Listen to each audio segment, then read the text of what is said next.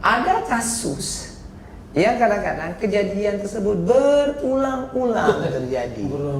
Berbulan, bertahun, kemudian dengan bukti yang bisa kita lihat, kita cermati langsung. Ya, sehingga nampak sekali tidak independensinya. Ya? Tidak independen dan keberpihakan yang membuat kemudian publik sakit hati. Nah ini terbelah, sehingga masyarakat kita sangat terbelah. Ya? Makanya sebenarnya kayak kasus kemarin saya lihat, kita tidak setuju memang dengan tindakan kekerasan yang menimpa salah seorang public figure di Jakarta ya kan dalam aksi demo mahasiswa. Kita tidak setuju juga dengan itu, kekerasan tetap, dan kemudian tidak ada hak kemudian massa atau publik melakukan penghakiman atas seseorang secara terbuka dan sedikit violent seperti itu. Tapi kita juga dipaksa untuk memahami satu fakta bahwa agresivitas tersebut tidak muncul di ruang vakum. Itu muncul karena emang sudah berulang kali pemerintah seperti membiarkan. Pemerintah seperti tidak mengambil sikap, tidak mengambil tindakan, yang memaksa publik mengambil tindakannya sendiri. Itu disebut dengan, kalau kita pakai teori hipotesis ya, frustasi dan agresif, frustration and aggression hypothesis. Hipotesis frustasi dan agresi gitu loh. Orang tidak akan bersikap agresif kalau bukan karena dia sudah sangat frustasi. Frustration and aggression hypothesis. Keluhan-keluhan dia tidak pernah dengar. Nah makanya kadang-kadang kita lucu sekarang. Kita bicara soal moderasi gitu loh. Pemerintah mengkampanyekan kita harus berpikir moderat, nggak boleh radikal, kita nggak boleh kemudian bersikap intoleran, dan kita harus memahami keberagaman dan segala macam. Ingat, kampanye itu, promosi itu, sikap moderasi juga harus dibarengi dengan sikap konsistensi dalam penegakan hukum. Kemudian menjawab rasa keadilan publik. Jangan kadang-kadang satu kelompok menyiarkan ujaran-ujaran kebencian secara terbuka, tidak hanya tertulis, bahkan audio, video dan segala macam, jelas terlihat orangnya. Lalu kemudian pada dia tidak dikenakan pasal moderasi. Begitu kena kelompok-kelompok tertentu, umat Islam atau siapapun lah yang marah pada kondisi itu, lalu menyatakan perlawanannya, dikenakan pasal moderasi ya. Kamu tidak moderat, kamu radikal, kamu intoleran, kamu militan. Jadi ini yang sebenarnya gitu loh.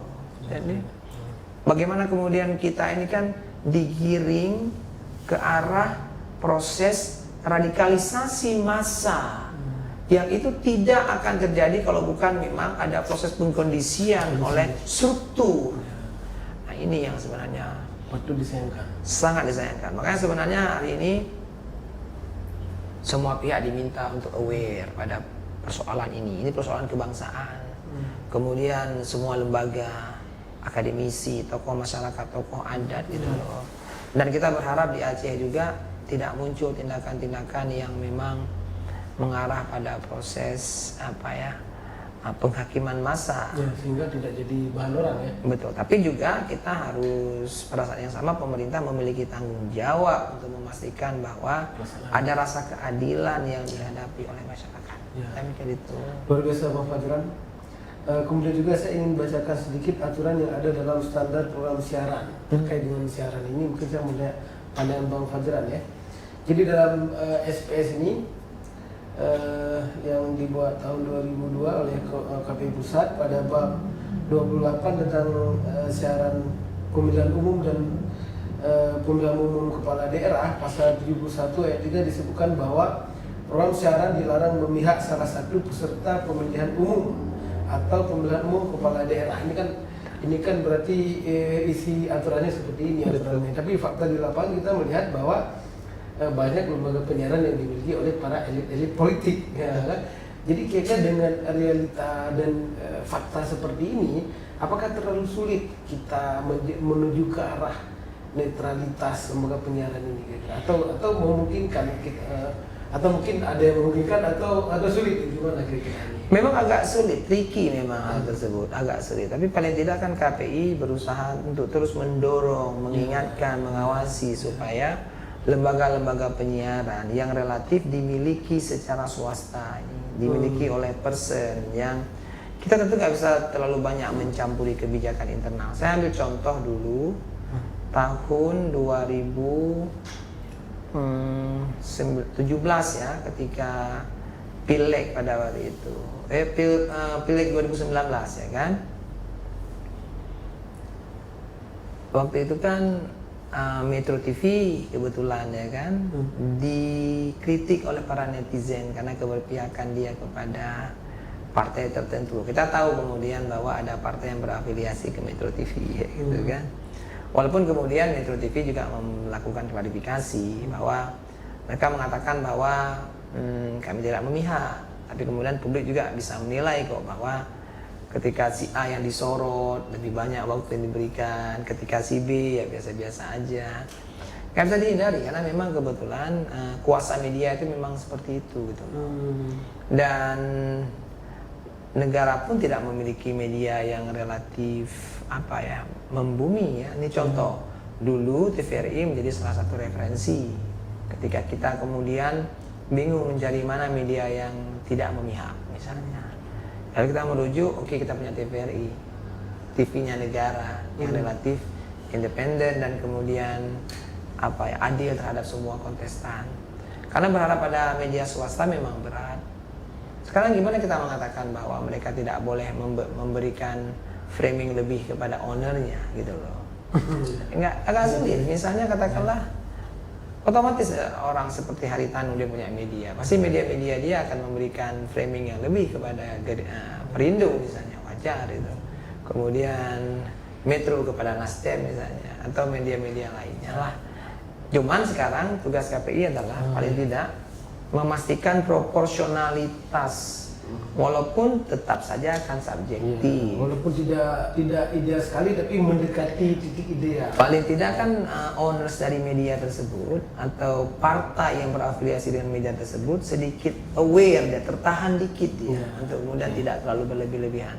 Ini kan sulit, saya pikir nggak usah kita tadi pada konteks yang lebih global. Di Aceh pun kita juga punya beberapa media, yang media radio maupun media cetak atau media online yang itu dimiliki oleh person-person, baik dia berafiliasi kepada partai maupun pada individunya, yang juga melakukan istilahnya praktek-praktek seperti itu, mencoba mendongkrak elektabilitas dirinya. Pada saat yang sama dia juga akan menekan elektabilitas pihak lawannya. itu masuk akal gitu loh. Jadi saya lanjutkan bahwa dalam SPS ini pada pasal 4 pada ayat 4 pasal yang sama, itu pasal 71, disebutkan bahwa program siaran dilarang dibiayai atau disponsori oleh peserta pemilihan umum atau pemilihan umum kepala daerah kecuali dalam bentuk iklan. Nah, itu aturan yang ada dalam SPS ini, kecuali dalam bentuk iklan yang boleh. Jadi di luar iklan sama lain tidak boleh. Jadi ini aturannya seperti ini Bang Fajran. Yang dibolehkan secara aturan negara dalam SPS ini berarti dalam bentuk iklan. Ini bunyinya, ini saya juga membaca jadi ternyata yang dibolehkan iklan dalam bentuk iklan, di luar iklan saudara tidak boleh. Dan untuk sementara aturan ini masih berlaku. Kecuali nanti setelah proses revisi kalau ada perubahan di sini nanti kita lihat kan, tapi sementara masih berlaku dan jadi patut jadi perhatian bersama. Jadi menurut Bang Fajran ini gimana nih? Pertama gini kan, agak sulit mengontrol soal iklan tadi itu. Itu kan persoalan bagaimana kemudian media atau perusahaan-perusahaan advertising itu juga akan berkompetisi untuk mencoba mengambil keuntungan sebanyak-banyaknya. Mereka memberi ruang bagi siapapun yang ingin beriklan sebanyak mungkin, selama mungkin, sesering mungkin. Dan kita kan agak sulit kemudian melarang orang bahwa kamu nggak boleh nih iklan terus gitu kan. Tapi karena memang satu sisi dia punya uang, kemudian dia mampu membiayai cost dari iklan itu, dan kemudian dia juga berkepentingan untuk meningkatkan popularitas dan elektabilitas, dia akan invest kan. Bayangkan misalnya tiang baliho itu yang bisa sebulan bisa saja harganya itu misalnya 20 juta per bulan atau 25. Dia mampu tiap bulan dia pasang foto, dia ganti tema, pasang foto, dia ganti tema. Kita kan bisa melarang itu karena memang perusahaan advertising juga melakukan pendekatan bisnis aja gitu loh. The more money the better gitu kan, makin banyak uang, makin banyak iklan, makin bagus. Nah cuman nanti yang paling mungkin dikunci adalah pada proporsionalitas jam siar atau durasi siar untuk setiap kandidat. Misalnya ketika menampilkan sosok si A, si B, si C dalam satu event itu mesti adil dan berimbang mestinya. Memberitakan si A kekuatannya apa, kelemahannya apa, si B kekuatannya apa, kelemahannya apa, si C apa gitu loh. Walaupun lagi-lagi itu tetap juga agak sulit kita melihat tingkat keadilan. Contoh, bisa saja si A dia muncul dalam pemberitaan atau dalam event yang sebenarnya secara nggak langsung mengkampanyekan dia. Gitu kan. Memang dia nggak bilang apa-apa, dia tidak sedang mengkampanyekan siapapun. Cuman bagi dia kebetulan ada event, yang event itu diisi oleh sosok A, dan dia memberitakan event tersebut, ya kan, tersinggunglah di sana, maksudnya apa, tercoleklah nama kandidat yang memang terlibat dalam kegiatan itu. Jadi kan sama saja. Jadi memang sulit kalau memang kita mau bicara yang disebut dengan total justice ya, yang balancing benar, adil, betul. Namanya dunia mungkin paling nanti kan yang bisa dilakukan oleh komisi ini adalah mencoba mendekati titik keadilan itu ya. Paling tidak secara proporsional lah ya, maksudnya durasinya sama, kemudian waktu tayangnya juga punya kesempatan yang sama ya, seperti itu. Ya, luar biasa Bang Fajran, sangat mencerahkan sekali. Saya pun jadi cerah kepala saya bisa penjelasan ini ya. Saya ingin bacakan lagi aturan yang ada dalam pedoman perilaku penyiaran para pemirsa semuanya. Dalam pedoman perilaku penyiaran yang dikeluarkan oleh KPI Pusat pada bab ke-29 ya, tentang siaran pemilihan umum dan pemilihan umum kepala daerah, pada pasal 50 dijelaskan bahwa, mari kita simak satu persatu sehingga ini jadi panduan bagi kita. Yang pertama, lembaga penyiaran wajib menyediakan waktu yang cukup bagi peliputan pemilihan umum dan atau pemilihan umum kepala daerah. Dua, lembaga penyiaran wajib bersikap adil dan proporsional terhadap para peserta pemilihan umum dan atau pemilihan umum kepala daerah. Ini seperti disinggung Bapak tadi, harus proporsional. Tiga, lembaga penyiaran tidak boleh bersikap partisan terhadap salah satu peserta pemilihan umum dan atau pemilihan umum kepala daerah. Empat, lembaga penyiaran tidak boleh menyiarkan program siaran yang dibiayai atau disponsori oleh peserta pemilihan umum dan atau pemilihan umum kepala daerah. Jadi nggak boleh ada siaran itu dibiayai oleh satu pasang kandidat, kecuali iklan seperti bilang tadi.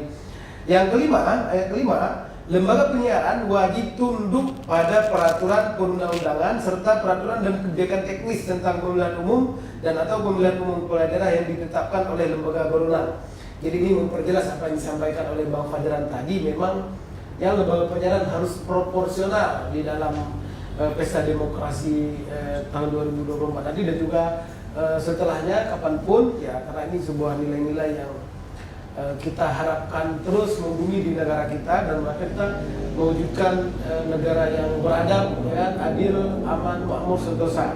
Nah, bagaimana komentar Bang Fajran antara aturan yang ada ini dengan fakta di lapangan? Mungkin bisa disampaikan ulang.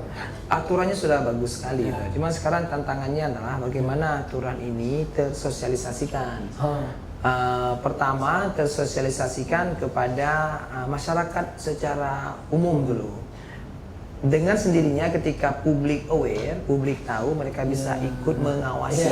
Itu dia, ya kan? Mereka bisa ikut memantau, ikut mengawasi, ikut mengingatkan, kemudian buka aja ini apa kotak-kotak pengaduan atau apapun lah, biar mereka bisa berpartisipasi, atau hotline number yang dimana mereka bisa adukan persoalan-persoalan atau temuan-temuan lapangan. Jadi ada public education di sana. Lakukan pencerdasan masyarakat melalui forum-forum yang ada, forum kampung, forum seminar, forum DC, diskusi, ajak mereka terlibat untuk ikut memantau dan mengawasi. Kemudian yang kedua, wabil khusus nih, nanti konten poin-poin dari pasal-pasal tersebut itu juga harus tersosialisasikan kepada para kandidat. Kerjasama aja dengan KIP nanti atau dengan Bawaslu misalnya, bahwa semua kandidat harus tahu pasal-pasal yang diatur itu, karena Terus terang tidak semua orang tahu sebenarnya. Dan tidak semua orang berkepentingan juga membaca itu gitu. Mungkin hanya akademisi saja mungkin yang membaca gitu, atau para peneliti, orang-orang yang bekerja dengan dekat dengan kegiatan-kegiatan dunia siar misalnya yang baca, lain kan enggak. Jadi sehingga kadang-kadang masyarakat nggak tahu. Jadi ketika dia lihat, yuk JTBTB kok kayak gitu misalnya kan, jadi masyarakat punya hak kadang-kadang nih, misalnya dia bisa melaporkan bahwa janganlah dia terus kayak gitu. Jadi saya aja Bang Fadran jujur aja baru baca ini setelah jadi komisioner baru tahu aturan ini. Malah terkejut ternyata aturan ini sangat ideal walaupun di lapangan ternyata lain lagi. Jadi kadang-kadang kita ketika kita pelajari ternyata memang sering kita jumpai hal yang paradok kontras di lapangan ya. Betul. Antara realita dengan idealita itu seringkali memang terjadi seperti itu ya. Paling tidak kan hegemoni kelompok-kelompok tertentu atau pemilik media atau kapitalis atau siapapun lah gitu loh yang berada di belakang kandidat itu kan geraknya sedikit terhenti dia karena memang ada pengawasan dari masyarakat, dan masyarakat juga dia cerdas bahwa dia berhak untuk mendapatkan konsumsi berita yang adil dan berimbang atas semua calon. Jadi dari yang Bang Fadran sampai ini saya simpulkan bahwa ada pekerjaan rumah yang sangat besar bagi KPI di tahun 2024 nanti ya. Betul. Oleh sebab itu apa pesan terakhir mungkin Bang Fadran? Apa pesan terakhir dari Bang Fadran kepada KPI Aceh, KPI di lainnya di Indonesia, dan juga kepada KPI pusat? Boleh satu-satu, boleh sekaligus semua. Boleh.